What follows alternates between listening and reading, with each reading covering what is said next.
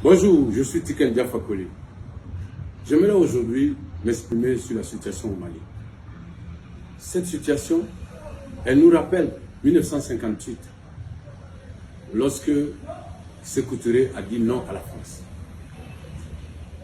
Tout a été mis en place pour ne pas que ça marche.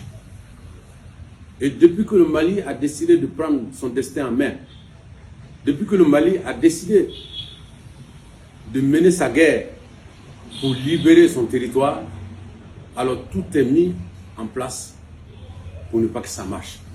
Comme si les Africains étaient des gamins. Comme si nous étions des incapables. Donc j'aimerais aujourd'hui attirer l'attention de la jeunesse africaine, la jeunesse consciente, la jeunesse réveillée. Leur dire de suivre la situation du Mali de près. De regarder. Quand nous avons chanté Atakera Banzan, Tubabuta Kera Banzan, Nikaye Mununa Farafina Yoromi, Numijanda Yerela Kodoba Kono, Abanyamu, Kabakanyabo, Kanyabo, Kabakanyamu, Ikanaye Kuyadaye Banzan, Atakera Banzan, Tubabuta Kera Banzan. Mon objectif n'est pas de soutenir un coup d'État. Mon objectif n'est pas de soutenir une junte ou quoi que ce soit.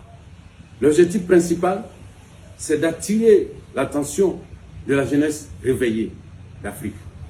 De leur dire qu'en tant qu'Africain qui a vécu au Mali depuis 2002 jusqu'à maintenant et qui a suivi la situation de près depuis 2013, je pense que depuis que le Mali a décidé de prendre les choses en main, nous commençons à avoir des résultats. Les résultats commencent à tomber. Des villages sont récupérés. Les terroristes sont terrorisés.